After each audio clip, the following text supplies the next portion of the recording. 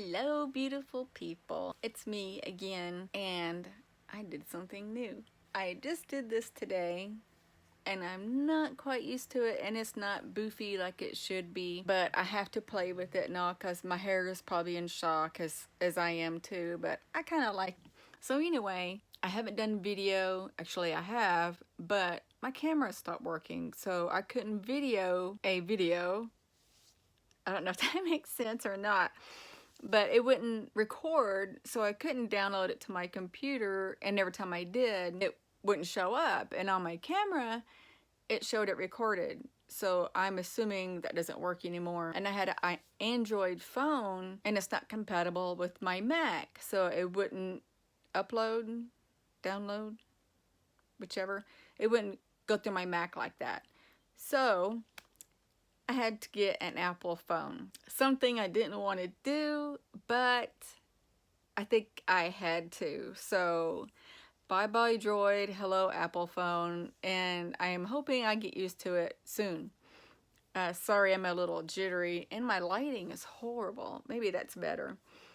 So anyway, I got an Apple phone. I hope I can adjust to it. It seems difficult to me. Now, I've only owned a Droid, so we'll see how it goes. But anyway, I hope everybody's doing well. I have had my ups and downs, and as you guys know, I'm doing my videos of depression, anxiety, abuse, trying to be positive, etc., etc. So I've been into it with my mom for a while. I've been staying away from her for about, tomorrow will be a week. I've been staying in my room. I've been working overtime so I can hurry up and move out. And as I mentioned in my other videos, I'm only living with her temporarily because I'm going through a divorce. I left my husband this past January. I just started a full-time position and working overtime to save money to start me a tiny home. So the last argument my mother and I got into, of course, you know, she instigated it, but still trying to be positive. Some things were said and it kind of hit home, kind of depressed me, reminded me of my childhood. But anyway, trying to stay positive. My surgery was canceled. I had my pre-op visit 2 days ago. And as some of you know, I'm sure that you remember, they ask all kinds of questions. Do you suffer from this? Are you allergic to that? You know, that kind of thing. So they asked me if I have ever experienced chest pain. I was honest and I said yes, occasionally. And I have a hard time getting enough air, if that makes sense. You know how you will sigh real deep like that? I can never get enough air. And I explained how my chest pain is. It starts in my chest and works way up my neck, my arm, and my back shoulder blade. But anyway, they did an EKG. Yesterday morning, I was awakened. I was woke up by a phone call. My EKG came back with abnormal results and they canceled my surgery. So I started crying for more than 2 reasons. One's because I live in pain, chronic pain, with my shoulder. Yeah, you tend to get really stressed out.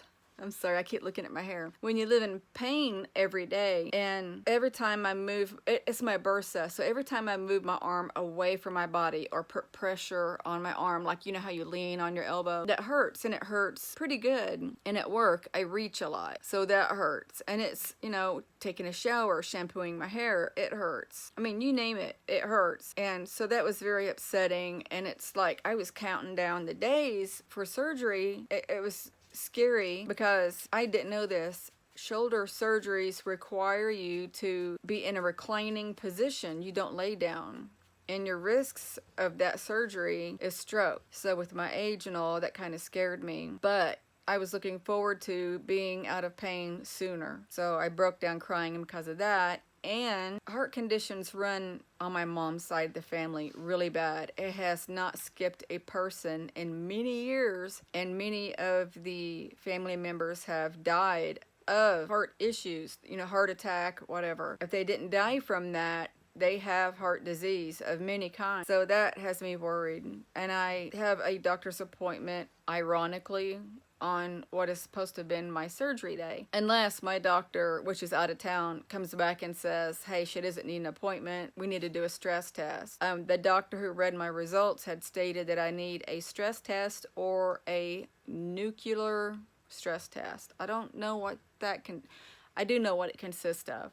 The stress test is a ultrasound, constant ultrasound on your chest, watching your heart as you're on a treadmill. The nuclear stress test requires a substance. I think it said, I might be wrong, don't quote me, a radioactive substance or something that glows, I think. I can't remember. And then it uses a different machine, not an Ultron, but something else. I might be wrong on that. I can't remember. But anyway, I will have one or the other. So it took me about 3 hours to calm down, and I'm trying to stay positive, and I'm trying to keep a good head on my shoulders and be positive, just think good things and stuff. And I'm trying to think ahead as well as, you know, if I do have an issue, what can I do to improve it? You know, be less stressed, which I've already started working on. Take better care of myself. I try to eat as healthy as I can. As some of you don't know, I've had weight loss surgery and I've lost a lot of weight. Not a lot, but quite a bit. And so at 5'2", I'm 155 pounds, so I'm not obese, but I'd still try to eat healthy. I don't have that much junk food, sweets, not that many carbs, and I could eat healthier. So, and as soon as my shoulder heals up where I can use it more, I plan on working out. I used to lift weights, and I haven't done it in a while. And when I started not too long ago, it kept hurting my shoulder, so I stopped. I don't see a point in working out one part of your body and not the other, which in my case would be my legs and abs, but not my arms, back, or chest. You know, things that require you using your arms to work out. So I figured I would wait, and now I have to wait longer. I hope that once the test is over, they will reschedule my surgery, hopefully quicker, knowing that it's been postponed and I'm hurting quite a bit, and I'm not a girly girl. And I've made fun of girls who do this while they're camming, but I can't help it. I'm glancing at myself and I really like it. But anyway, so I'm kind of hoping they have pity on me and will just say, hey, this girl's waited long enough, we need to get her in. Or, you know, we had to cancel, we need to get her in. I don't know. I kind of hope that the EKG was altered in some way and that the results were a false reading. I'm hoping. But if I have to live on medicine, I will. I don't know if I want surgery, and I say right now, I don't want a pacemaker. I don't think I'm that bad to require one. What my issue is I have low impulses in my heart. And I read about that, but I can't remember what it means. And I think the way I remember or took it is, you know how you have the electrical charge that shoots to your heart to keep it going and beating? Mine is low. I don't know if it means the same thing, but you know, that's how I understand it. I've had some heart, I need to stop saying chest, heart issues for a while. Sometimes my heart will feel like it flops, and if I catch it in time, I can bring my finger up and take my pulse, and when I do that, what it feels like is it speeds up and then it slows down, but it's painless. Whenever that happens, I feel no pain, which is very odd. And sometimes it lasts so long, it makes my body cough. It's really weird. It's like a weird feeling right in here, and then a cough or two. It's kind of forced out. And I googled that, and it's supposed to be the body's natural instinct to straighten your heart out. It's like, hey, something's wrong here, we got to fix it, and you cough and it fixes. That's only happened a handful of times since I've been doing this. And I've been doing this off and on for about 21 years, I think it's been. And the reason why I know it's been that long is because my son is 21 and we moved to this town 25 years ago. Yeah, 25 years ago. And it started soon after I had my son, and he's 21, maybe 22 years ago. But anyway, so that's what's going on right now. I'm still enjoying my new job. I like it, and I still don't want to say where I work at. I work with, all I'm going to say is patients in the medical field, so I like it quite a bit. And I see some exciting things and sad things, and I kind of help people. I always want to help people all the time, no matter what it is. I always want to help people. Back to my hair. So when I went to the stylist today, I told him, I said, hey, since January, actually further back than that, but I'm starting at January because that's when I left my husband. But it was about 6 months before I left him was when things kind of started going downhill. But when I left him in January, things steadily got worse. I had to put my Great Dane down in February, or let me back up. I broke my big toe in February. I had folded my big toe under my foot and I stepped on it. And it was the strangest thing I heard. I can hear the pop echo through my body, if that makes sense. It's like you plug your ears underwater and you can hear a pop. That's what I heard. It was real low, and anyway, and I felt it, and it was the weirdest feeling. And right on top of the toe knuckle, I had like a piece of bone. I need to describe it better where you can see it. A piece of bone that looked like a little saucer that popped off. So that's how that happened. And then soon after that, I had to put my Great Dane down. I kind of knew he was sick for a little while. No, not sick, in pain, but not so drastic where I felt like I needed to get him help. He was 8 years old, and I had just thought that maybe it was his hips. And the only reason why I knew he was in pain is because he was cranky a little bit. And so just one day, I could tell that his mood had drastically changed, and I took him to the vet doctor, and this guy was a quack. He said that, he's got worms, so we're going to treat him for worms, but his spleen is swollen, and it could be that, and la, la, la. But he wanted to treat him for worms. And I'm thinking, that doesn't sound right. That doesn't sound like he is worried about his health. That night, he got worse. And he got where it was winter time, and he just kept panting and panting and panting. And I know that when a dog is in pain, they pant. And all night that night, he did not lay down and sleep. He stood up on his feet all night long. And I would have got him into an emergency clinic, but they're so expensive.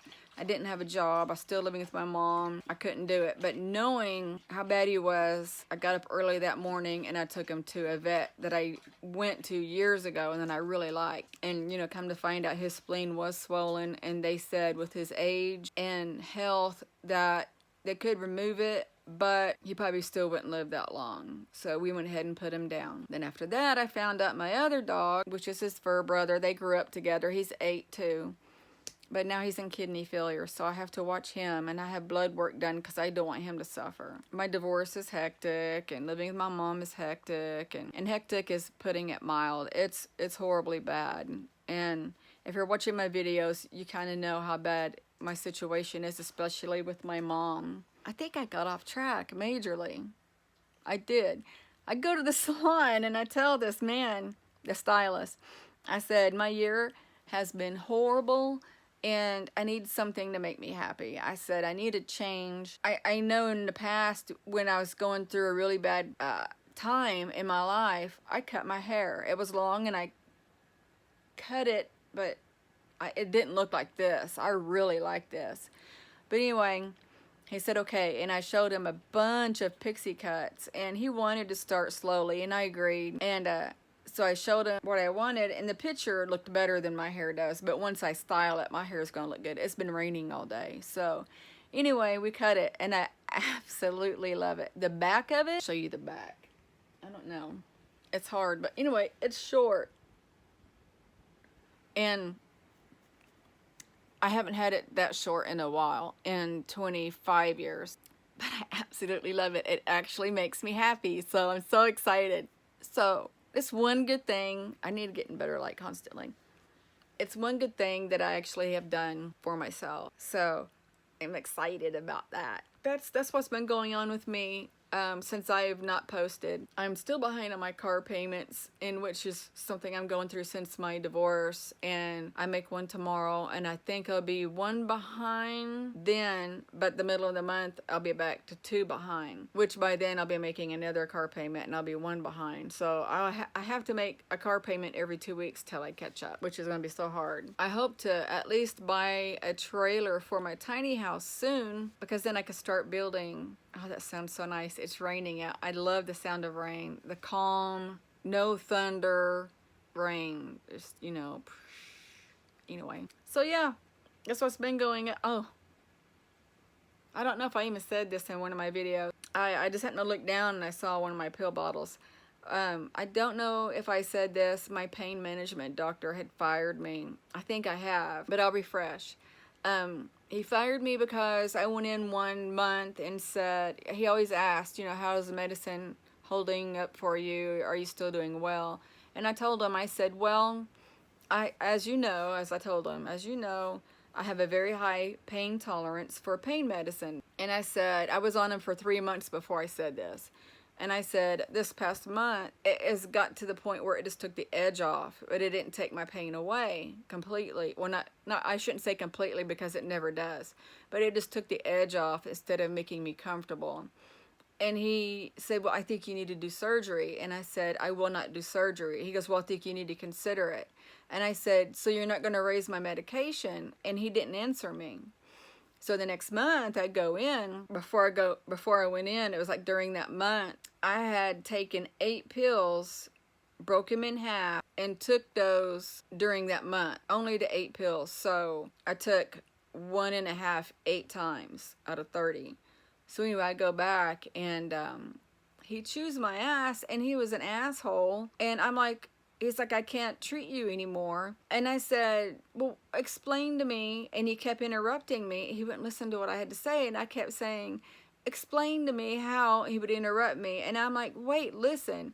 And he just kept saying, it's irrelevant. What you've got to say doesn't matter anymore. I can't treat you. And finally, I had to say, look, I hear you. I understand it. Just stop saying that and just listen to what I have to say.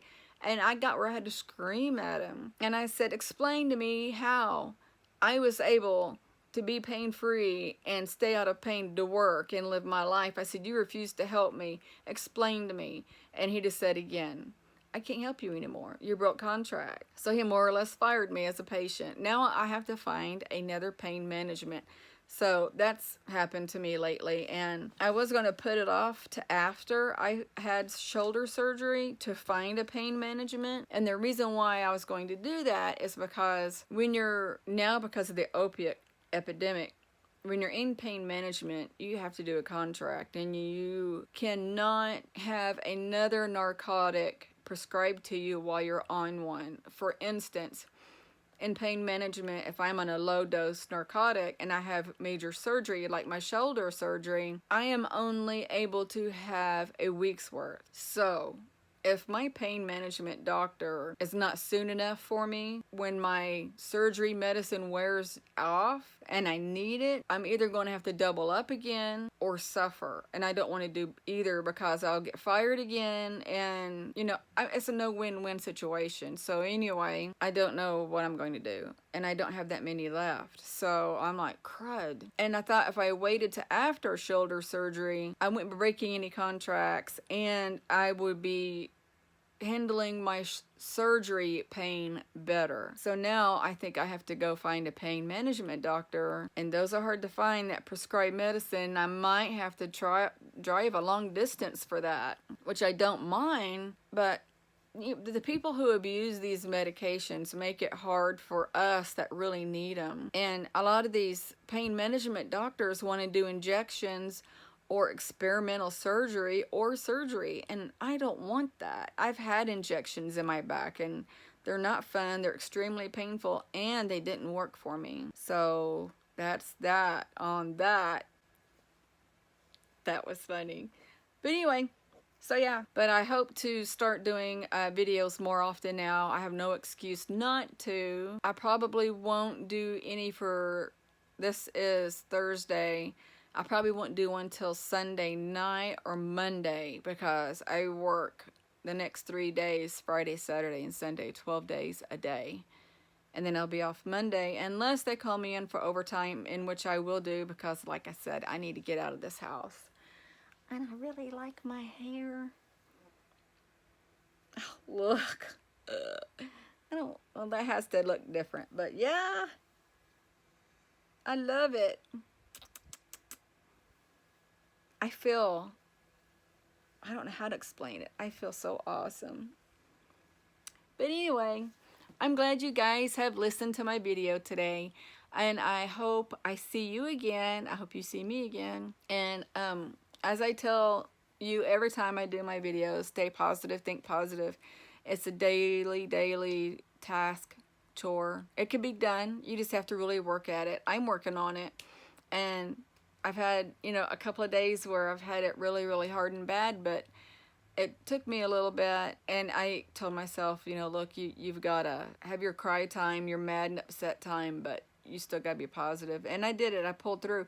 I even called in at work and said, look, I just got some bad news. I can't come in today. And I was bawling on the phone. But once I calmed down, I told myself, you know, this is no excuse not to go in, because I have to be strong and positive. I have to have this money to get out of my mom's house. So I did it. You could do it. So anyway, I'm going to sign off for now. I'm sorry I'm moving this phone everywhere.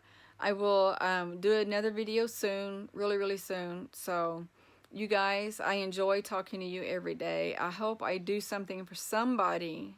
Let me know down below. Am I helping anybody out? And as I have been saying, post below if you had something bad happen to you today that really either made you sad, mad, or whatever, and tell me what you did positive to fix it. If not the situation, how you handled it positively.